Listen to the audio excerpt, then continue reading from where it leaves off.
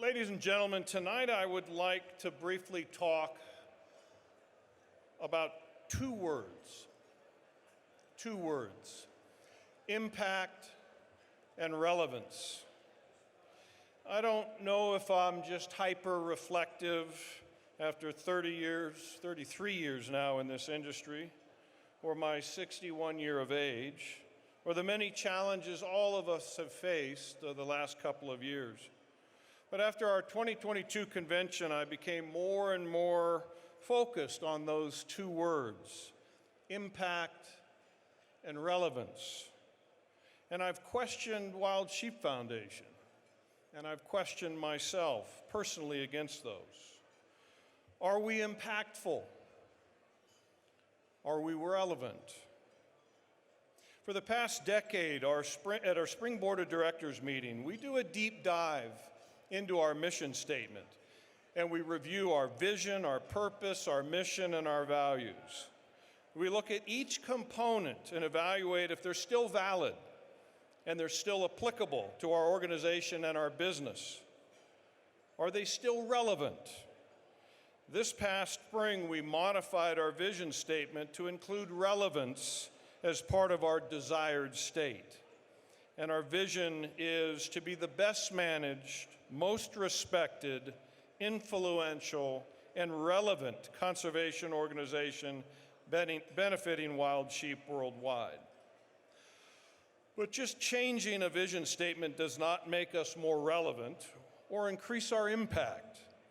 Actions and dollars towards our purpose to put and keep wild sheep on the mountain does. Now, you'd be hard-pressed and, quite frankly, way off base to claim that Wild Sheep Foundation, along with our chapters and affiliates and agency partners, have not made a significant impact on wild sheep restoration and conservation over the last 46 years. Ours is a success story recognized not only in North America, but internationally, around the globe, from the likes of the IUCN and international NGOs. But we can always do better. We can always improve. That's what a vision is, a desired future state. Here's one example. This spring, we revamped our grant and aid program to be more impactful to the resource and more relevant to our communities. Instead of funding, as I call them, little rats and mice or smaller projects, we focused on projects of $50,000 and above, and then legacy projects of $150,000 and $250,000 and above. We focused on projects where WSF seed money could be a catalyst for even more money from partners, from other foundations, and from our provincial, state, and federal body partners. And lastly, we focused on our grants on projects requested by and through our chapters and affiliates, who are our eyes, our ears, and our boots on the ground in their jurisdictions. Interesting, if you look at last year and prior to this revamp, during our 2021-2022 fiscal year, we made $1.21 million available in conservation grant and aid. And that's just one of our buckets of our mission program funding. To our surprise, and maybe it was a pandemic carryover, but we received only 708,000 in requests. And 450,000 of those were recommended for funding by our grant review team made up of our Professional Resource Advisory Board and our conservation staff. Now, the projects that we funded were exceptional, they were relevant, and they were impactful, but we had made $1.21 million available, and we only funded 37% of that. That, in my opinion, was a problem that needed to be addressed. So by contrast, what we did this year with that new program, we made $1.25 million in conservation grant and aid available. We launched this new legacy grant and aid program, and in 30 days, we received $1.8 million in requests. And after comprehensive vetting by our Professional Resource Advisory Board and our conservation staff, the Board of Directors on September 1st approved $1.22 million this year. And yesterday, we approved another $25,000 for some predator control in the Yukon. Now, you all will be seeing and hearing about many of these projects over the next few days and the nights.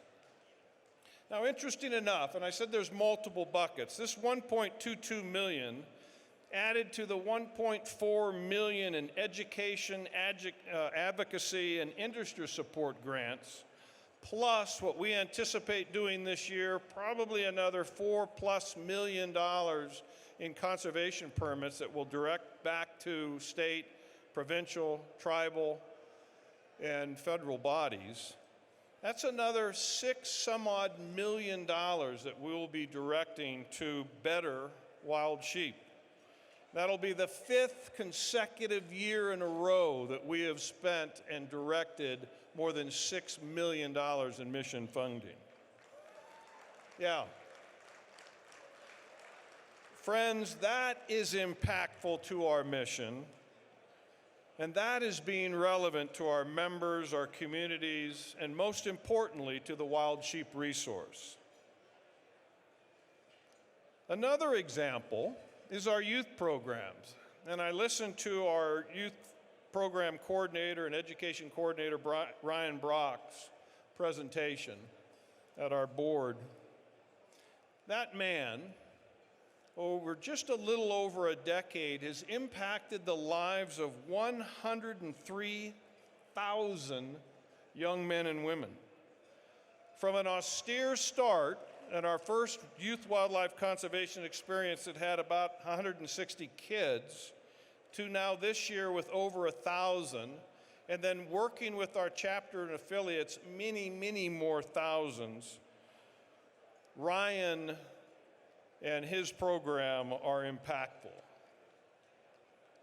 Now, like any organization or person who strives to do great deeds, we stumble now and then, but leaders grow from these. We dust off, and as Theodore Roosevelt said in his Citizenship in the Republic speech, and I'll paraphrase a bit, for those who strive to do the deeds knows in the end the triumph of high achievement.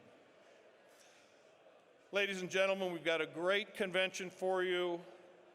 It's going to be a fabulous next few days. And it's made possible by other doers of deeds, our exhibitors, our sponsors, our donors, our members, and our exceptional staff, all who make up this great wild sheep family. Thank you.